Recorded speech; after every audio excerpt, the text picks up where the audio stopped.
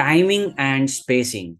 So these principles of animation has most confusion among the beginners, the freshers, and even artists who have started their journey as an animator. Maybe they are having 1 year, 2 years of experience. Many of the artists, many of the animators are having a problem to understand these two concepts. So this we call it as a single principle, which is timing and spacing, but both are actually opposite. So in this video, I'll show you in the simplest way what exactly is timing and what is spacing. So after watching this video, you will exactly understand what both of the terms mean. And when you are told, when you get the feedback of adjusting the timing and spacing, then what are the things you need to check, or what are the things that you need to correct, right? So let's get into the video and understand timing and spacing. Now you can see the screen, right? This is the character we have referenced. And so when you hear this animation principle, timing and spacing, it's very easy to relate both of the terms. So one we have is timing. So whenever you hear the word timing, what does that mean? What comes to your mind? Time, right? Maybe watch or anything that shows time.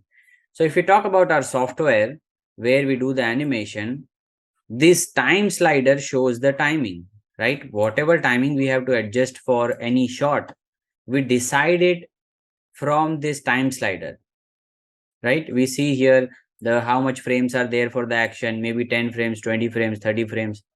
Or based on the basis of that, we understand that this is how the timing of the shot is, or this is how the timing of the action is.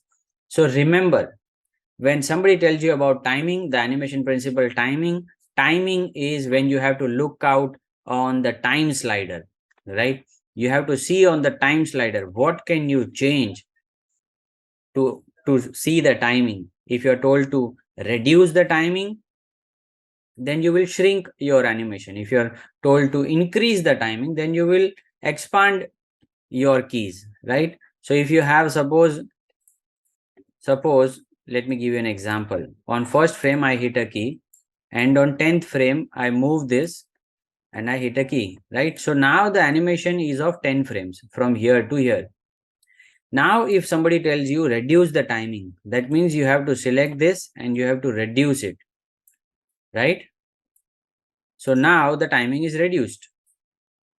If you are told or you got a feedback of increasing the timing, then you increase the timing. Okay, so everything is done from the time slider. This is the easiest way I'm telling you to relate with the principles of animation, so that you will never get confused about timing and spacing. So now you understood timing, you have to look on the time slider, and when you are told to reduce, then you have to shrink it, and you are told to increase the timing, then you have to expand your keys. So the distance between the two keys will get expanded. Now comes the spacing. Now what is spacing? Timing and spacing go hand in hand, and actually they are opposite. Opposite in the sense, whenever you increase the timing, right? Whenever you increase the timing, the spacing will get reduced. And whenever you reduce the timing, the spacing will get increased. So it's opposite in that way. But as I said, when you are told to do the timing, you have to look on the time slider. But when you are mentioned or you get a feedback about the spacing, then you have to look out on the viewport, not on the timeline. Then whatever corrections you do for your spacing part, you have to make sure that you look on the viewport, right? Because spacing will be decided from the viewport. So let me share you an example. What do I exactly mean? So if you see here, I select this hand control. The keys are from 30 to 36, right? This is the animation happening from 30 to 36. Okay. So now the hand is traveling. So now I am marking here the position, frame 30, right? Frame 30, the hand is here, and frame 36, the hand is here. Okay. 33, it's here. Okay. So when I talk about spacing, spacing is what you have to look on the viewport, right? So now on 30 frame, the hand is here. On 36, it is here. Normally, if we do any animation from 30 to 36, right, the in between frame should have the same distance traveled, right? But what is happening, you see, if you can see this, this is the 30th one, this is the 36, and this is 33. Normally 33 should be here, right, at the center, but it is not there. It is here because I have manually put a key at 33 to show you. So now you see the distance, right?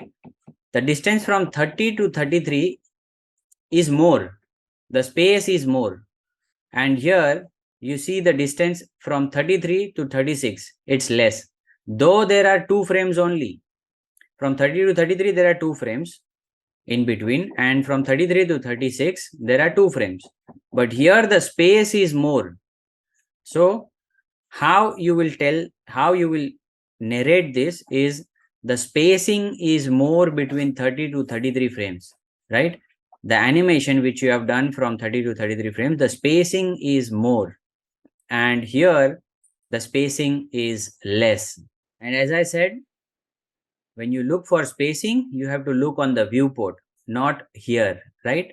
So you have to manage from the viewport that, okay, these are the 2 frames and now the spacing is increased. And if you are told to reduce the spacing, okay, to reduce the spacing, so this is the key. Now I will reduce the spacing. Now they are equal. If you see now on 33 frame, the hand is here, which is at the center from both the, got it? So now it will come here at 33. Okay, see this.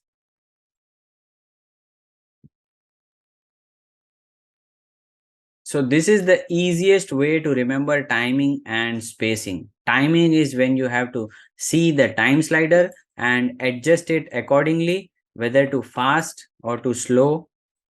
And when you are told about the spacing, then is what you have to look into the viewport, that how much is the distance covered in that particular keyframe. So whenever you will see it as the 2 poses. In between the 2 poses where you have the keys, you will see the distance, how much distance has been traveled. So from 30 to 33, this much is the distance traveled, right? If you are told to increase the spacing, then what you will do is you will increase it, maybe in whatever way you are told.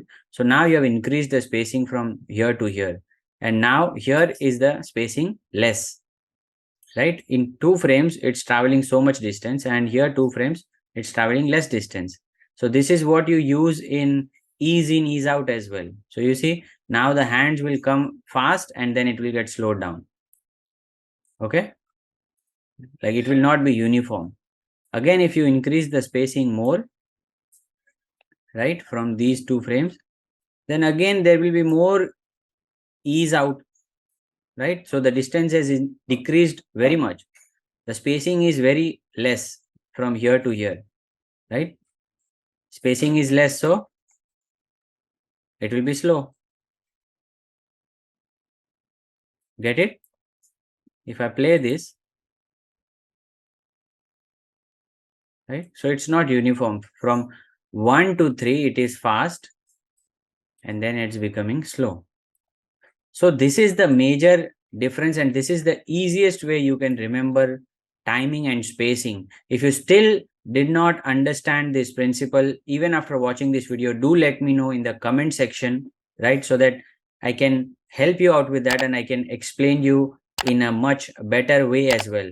Maybe in the next video, if you really don't understand, but what I feel is you will understand in the simplest way what exactly is timing and spacing through this video. I hope you like the video, and if you like the video, do share it and mention in the comment section. I will be uploading more videos like this, like the tutorials, the principles of animation. So whatever doubts you have about 3D animation, if you really want to become an animator, mention your doubts in the comment section so that I can create videos on that. I can help you out. So I hope you like the video. This is Naresh Chaudhary, India's first passion animator mentor, and I will see you in the next video. Take care and God bless.